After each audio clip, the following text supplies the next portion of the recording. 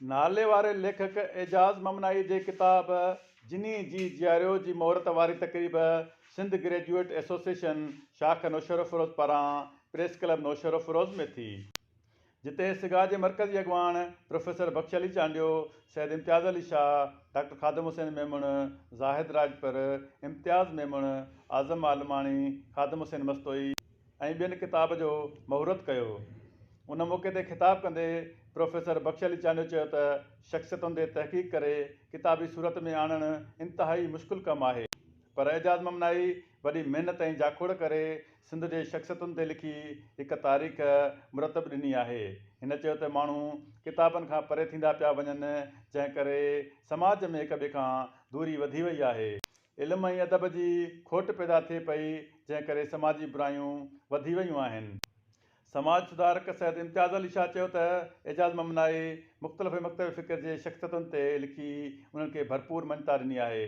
हिन चयो त एजाज़ ममनाई आम न पर ख़ासि माण्हू आहे। साहिब किताब एजाज़ ममनाई चयो त हिन किताब जिनी जी जियारियो में जिन शख़्सियतुनि ते लिखियो आहे, उन्हनि शख़्सियतुनि जा सियासी, समाजी, इल्मी, अदबी, रूहानियत समेत समाज लाइ वॾियूं ख़िदमतूं आहिनि। हिन चयो त मूंखे जंहिं शख़्सियत जो पहलू बहितर ऐं मुनफ़रद लॻो उहो लिखियो आहे। डॉक्टर ख़ादिम हुसैन मेमण चयो त एजाज़ ममनाई किताब तरतीब ॾियण लाइ वॾी तहक़ीक़ ऐं जाखोड़ कई आहे।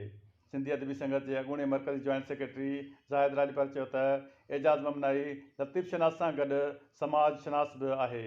हिन शख़्सियतुनि बाबति वॾी तहक़ीक़ करे हीउ किताब लिखियो आहे। अमर इम्तियाज़ मेमण एडवोकेट चयो त एजाज़ ममनाई इंतिहाई महिनती ऐं जाखोड़ी लेखक आहे।